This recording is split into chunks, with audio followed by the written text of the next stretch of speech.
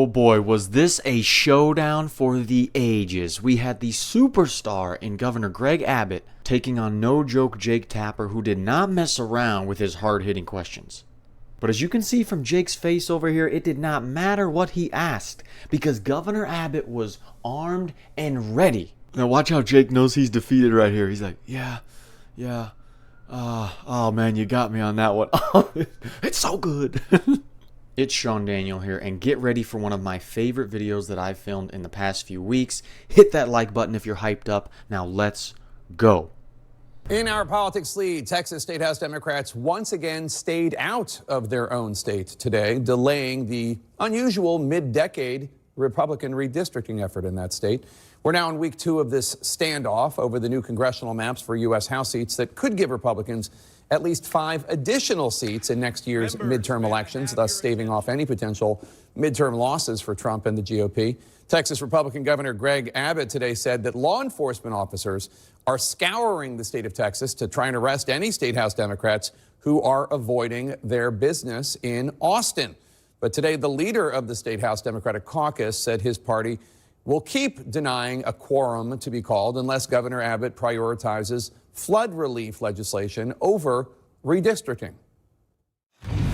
If Governor Abbott says we will take care of the people of the state of Texas first, if he makes that commitment today, we'll be back. Texas Governor Greg Abbott joins us now. So, Governor, 4 items related to flood relief are on the agenda. When you call the next special session, would you consider removing redistricting from the agenda in order to pass this very, very starkly needed relief for Texans? So a couple of things. One is the first 4 items on the agenda right now deal with flood relief. Second is during the regular session, there are about 200 pieces of legislation that get passed every single month. I'm asking for only 18 items to be passed during this 30-day special session. They know full well that they have every capability of addressing all these pieces of legislation. And what these Democrats have done, they have turned their back on the people of the state of Texas. For one, it is gutless for Democrats to cut and run. That's anti-Texan. Ever since the time of the Alamo, Texans have stood and fought their ground. Here, Democrats are fleeing like a bunch of chickens.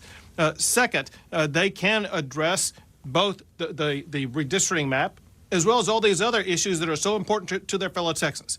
Know this, and that is average Texans who are watching this show, they have to show up to work. If they don't show up to work, they could get fired. These Democrats think they are above that. These Democrats think, well, they can take the day off, they can take the month off, they can jet set across the country, ignoring their duty. By the Constitution, they are required to meet and consider and act on every bill that becomes before them. They're failing to fulfill their constitutional duty. Yeah. Oh, it's about to be a long interview for Jakey Jake. Look at him over here. If you like that, hit that like button or comment down below. Let's go, Greg. Let's go. They are, just to explain for our viewers who are not Texans, as the minority party with a very small minority, they argue that their only way to stop this redistricting effort is to deny Republicans in the State House a quorum. So that's why they're doing what they're doing, just to provide their explanation. The Texas Tribune reports that in June, you told Texas Republican delegation in Congress that you were reluctant to add redistricting to the legislative agenda in Austin. The Tribune says that President Trump then called you to discuss redistricting, and you agreed to put it on the special session agenda. Would you have gone forward with redistricting if President Trump had not personally gotten involved and asked you to do this? Good question. To be clear, Jake, this is something that I've been interested in for a long time. First of all, I've been involved in redistricting litigation for more than 20 years now. Second, one thing that spurred all of this is a federal court decision that came out last year. By the way, a case that was filed by Democrats. The federal court decision that came out last year said that Texas is no longer required to have coalition districts. And as a result, we had drawn maps with coalition districts in it. Now we wanted to remove those coalition districts and draw them in ways that, in fact, turned out to provide more seats for Hispanics. For example, 4 of the districts are predominantly Hispanic. It just coincides it's going to be Hispanic Republicans elected to those seats. One thing that's happened in the state of Texas is the Hispanic community, a lot of it, have decided they're no longer with the Democrats who believe in open border policies, who believe in going against our law enforcement, who believe that men should play in women's sports. And they instead align with the Republicans. What we want to do is to draw districts that give those Hispanics and African Americans in the state of Texas the ability to elect their candidate of choice. Well, that's not really, I mean, you're doing this to give Trump and Republicans in the House of Representatives 5 additional seats, right? I mean, that's the motivation, is to stave off any midterm election losses. Again, to be clear, Jake, the reason why we're doing this is because of that court decision. Texas is now authorized under law that changed, that was different than in 2021 when we last did redistricting. Under new law, as well as new facts that surfaced in the aftermath of the Trump election, showing that many regions of the state that historically had voted Democrat, that were highly Hispanic, now chose to vote Republican and vote for Trump, as well as other Republican candidates. Districts where the electorate voted heavily for Trump, they were trapped in a Democrat congressional district. They have every right to vote for a member of Congress who's a Republican. We will give them that ability. This is like a heavyweight fight. It's so good to watch because you have Jake Tapper, who is well-versed, ask great questions, think things through, even if we know his motivations and his motives are not great. And then you have Governor Greg Abbott, who's been a politician for a long time.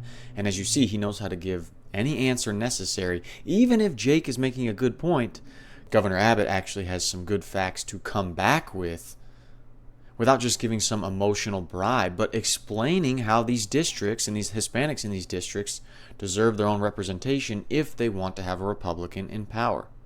It's going to keep getting good. The law is pretty clear that state legislators in Texas denying the majority party a quorum can be fined and can even be arrested. But now you and your administration are taking the unusual step of asking for Democratic leader Gene Wu, who we played a clip from a little while ago, to be actually removed from office. What gives you the right to override the will of his voters who elected him? Good question again. So I think the will of the people who elected him are not being met right now. The people who elected him, as well as the other Democrats who've run from their duty, they didn't elect them to run off to Illinois. They elected them to go to Austin, Texas, and cast votes as required by the Constitution. What I have the authority to do as governor is to require these members of the legislature to follow the Constitution, which is very clear on its face, where it says that these legislators must act on bills before them. They're refusing to perform their constitutional duty, and that's exactly why I filed that lawsuit in the Texas Supreme Court, and the Texas Supreme Court has required Gene Wu to respond to that, and the Texas Supreme Court is considering that right now. And what I'm seeking to do in that case is to have Gene Wu removed from office for failing to perform his constitutional requirement. So your state had a congresswoman, Kay Granger, who tragically developed dementia, and then in the middle of her, I guess, second year in office, in her final term, she and her family just checked her into a dementia center in Texas, and nobody represented that congressional district for like 6 to 8 months or something. And I don't recall you saying anything then. He's so good. You see what I mean? Well, I have the authority to apply the Texas Constitution to these members of the Texas House of Representatives. With regard to members of Congress, that's going to be up to the congressional delegation and to the federal laws of which the state would have no control over. What I do have control over, Jake, is what we're dealing with right now. Yeah. And that is, I called a special session, I put items on the agenda, and by Texas law, those runaway Democrats are required to act on that agenda. They're failing to do their duty, so there's a violation of state law that allows me to seek the removal of those who've abdicated their responsibility. Let's play this out. If they do not get removed by this court, this process is going to continue. I'm going to call special session after special session after special session. They could remain in hiding for literally years, tying the hands of the state of Texas from performing essential government needs. That cannot be allowed, and that's exactly why I should prevail in my lawsuit to have this Democrat removed from office, because they are denying Texas the ability to conduct business. I mean, not entirely, though, right? Because, I mean, there are filing deadlines for candidates in September and November, and then in March, of course, would be the primaries in Texas. So they really, I mean, I'm not advocating this, but they really only need to wait you out until the fall. Yeah. So, sorry, Jake, that's not the case. Because I can call a special session at any time to have these districts redrawn. And even if we get to and beyond the filing deadline, we are still going to redraw these maps. And before we've done this, what we can do again, and that is have two different elections. One for all the other candidates on the ballot, one for members of Congress. And that's exactly what we'll do this time. If they think all they have to do is wait it out until November, December, they're wrong. I'm going to do this for the next 2 years. And they're going to have to basically take up residency in Illinois. They might as well start voting in Illinois. Oh my God, it's like two superstars just going at it, because a lot of Jake's questions propose good scenarios that kind of put Governor Abbott in a corner, and then he comes back with the best answers possible, and he stays firm. Man, this is so entertaining to watch. I hope you guys are enjoying this. Now watch how Jake knows he's defeated right here. He's like, yeah. Oh man, you got me on that one. It's so good. And doesn't it feel great to have a strong and firm Republican governor in power who is willing to say, I am going to call special session after special session after special session until you guys fulfill the duty that people elected you to do? That is what we need, man. If you didn't comment, let's go, Greg, please do it right now. Let's get those comments through the roof and show him some support. Well, let me ask you just this final question, sir, as a bigger picture item, which is, what's unusual about this is that you're attempting to do it in 2025 as opposed to waiting till the end of the decade, as normally is when the redistricting takes place. You've explained the Supreme Court decision that led you to do this. But what's going on, obviously, is not happening in Texas. It's not happening in a vacuum. We have Democrats in California and New York and other states saying, well, if Governor Abbott does this in Texas, we're going to add 5 Democratic seats. Are you not worried at all about a redistricting, gerrymandering arms race going on? And theoretically, is it not just better for voters to be picking their politicians instead of politicians to be picking their voters through gerrymandering? Good question again. Well, to be clear, listen, all those big blue states, they've already gerrymandered. Look at the map of Illinois. Look at the map of California, New York, and Massachusetts, and so many other blue states. They gerrymandered a long time ago. They got nothing left with regard to what they can do. And know this, if California tries to gerrymander 5 more districts, listen, Texas has the ability to eliminate 10 Democrats in our state. We can play that game more than they can because they have fewer Republican districts in their states. Texas Governor Greg Abbott, don't be a stranger. Thanks for popping by. Really appreciate it. Thank you. Do you see the look on Jake's face? He's like, dang, man, I could not get this guy at all. And it's not like Jake didn't ask good, logical questions from a good framing standpoint. But it's just Governor Abbott is... That was awesome. And that's a key thing to remember with this gerrymandering argument that you guys might deal with when you're going out into work. You're dealing with people and they bring it up about Texas and Trump and they're trying to change the voting to keep power in the House.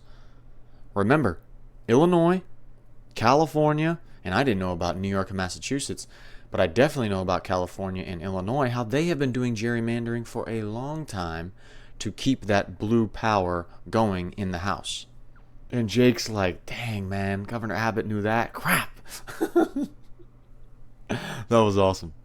It's SeanDaniel here, and if you want to watch another bad moment for Democrats that wasn't as legendary as the video you just watched, check out this video right here of LA Mayor Karen Bass accidentally contradicting her own police chief. I'll see you in the next one.